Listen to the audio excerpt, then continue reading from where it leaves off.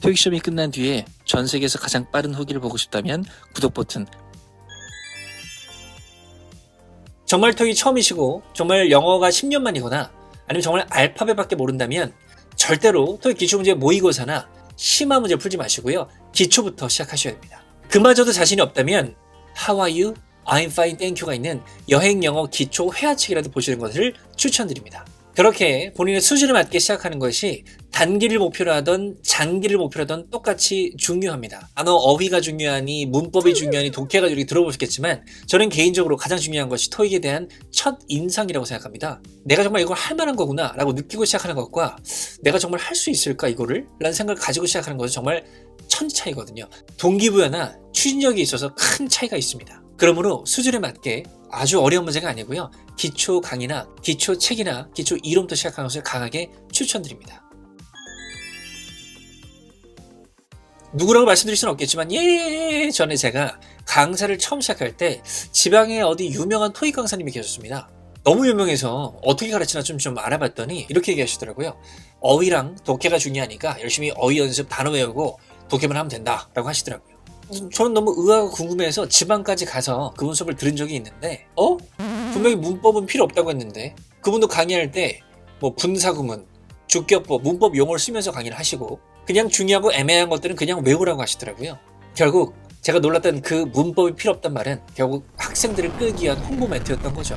예를 들어 외국인이 한국어로 된 토익 같은 시험 본다고 생각해보세요. 걔가 단어 열심히 외우고 계속 읽는다고 해서 점수가 나올까요?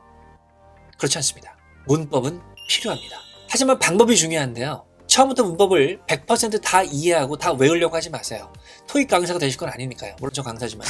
완벽하게 이해가 되지 않더라도 일단 한 바퀴를 처음부터 끝까지 돌리는 게 중요합니다. 명사부터 가정법까지 일단 한 바퀴를 돌리는 게 중요하고요. 그리고 나서 문제를 풀다가 틀렸어. 전에 봤던 문법인데 다시 좀 책 찾아보다가 맞아. 이랬었지 하면서 이해가 되고 완벽히 암기가 되는 거거든요. 그렇게 하는 것이 오히려 문법을 빨리 마스터하고 토익을 정복하는 지름길이라는 것을 꼭 기억하시기를 바랍니다.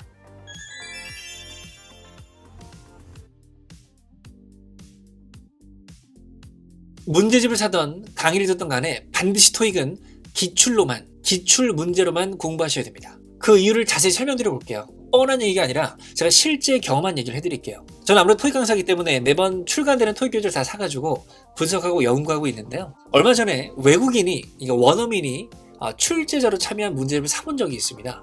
그건 정말 깜짝 놀랐습니다.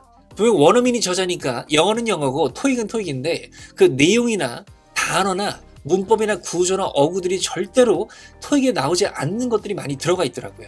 물론 그 문제를 만드신 원어민들이 원어민이니까 저보다 영어가 뛰어날 수도 있겠지만 토익 시험에 대한 경험이나 분석의 사례는 토익 강사를 10년 이상 강의하고 있는데 제가 훨씬 더 경험을 많이 가지고 있다고 자부하거든요.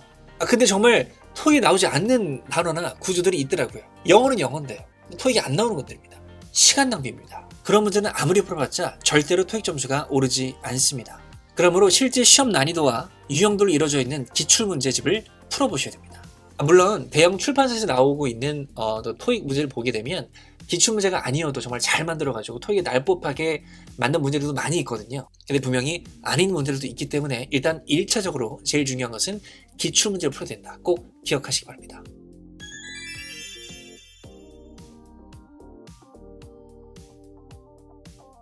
제가 학원에서 강의를 하다 보면 과제 검사를 매일 하고 있거든요. 근데 하다 보면 어떤 학생들이 과제를 안 해왔는데 표정이 막 피곤이 막 찌들어 있어요. 그래서 하는 말이 선생님 저 어제 알바하느라고 너무 힘들어서 라고 이야기하는 친구들이 많이 있어요. 물론 다 각자 사정이 있고 취향과 목적이 있기 때문에 알바를 하는 것은 본인의 자유지만 저는 학원에서 학생들에게 조심스럽게 물어봅니다. 혹시 알바를 좀 줄이거나 혹시 안 할 수는 없겠니? 지금 이 순간에 진정 필요한 게 뭔지를 물어보는 거죠. 토익 공부는요, 토익 점수는요, 공부를 하면 누구나 점수가 오릅니다. 그런데 누구나 언젠간 오릅니다. 그 언젠가가 엄청 길어질 수 있다는 것이죠. 많은 학생분들이 선배나 친구들의 점수 상승 후기를 듣고 나서 학원에 찾아오셔서 점수를 빠르게 얻기를 원하십니다. 선택과 집중이 필요합니다. 공부 시간의 양과 토익 점수가 비례한다고 장담할 수는 없지만 절대로 반비례하진 않거든요. 그래서 체력을 좀 아끼고 비축하면서 토익 공부에 올인하는 것이 오히려 토익 점수를 빨리 얻을 수 있는 방법일 수 있습니다.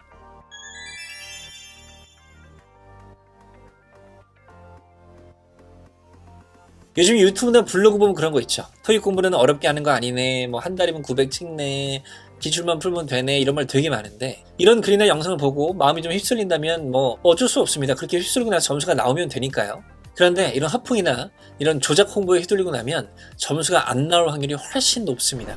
그럴 때 남들은 저렇게 빨리 점수 얻고 토익을 떠나는데 난 이렇게 하시면서 마음 아파하지 않는 것이 중요합니다. 모든 공부가 그렇듯 기초 이론을 잡고 기출문제 풀어보고 심화 변형 문제를 풀어보고 이렇게 공부의 순서가 다 똑같거든요. 이런 것들 지켜가셔야 정말 점수가 아니라 실력이 상승해서 어느 순간 갑자기 점수가 오른 경험을 할 수 있게 됩니다. 그래서 절대 뭐 인터넷 웹페이지나 또 뭐 벽보 같은 곳에 막 크게 막 이렇게 적어놓은 홍보 문구에 너무 휘둘리지 마시고 꾸준하고 진득하게 저랑 같이 꾸준히 공부하시기를 추천드리겠습니다.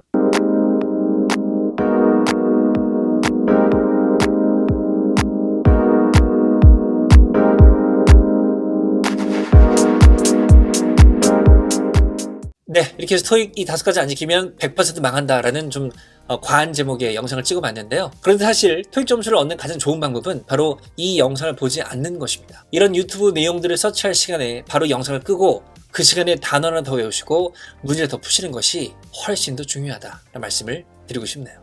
토익 공부를 하면 분명히 점수는 오르게 되어 있습니다. 다만 학원이나 인강을 듣는 이유는 토익 공부를 빨리 끝내고 싶어서이죠. 집중하셔서 단기간에 빨리 끝낼 수 있기를 간절히 기원하겠습니다.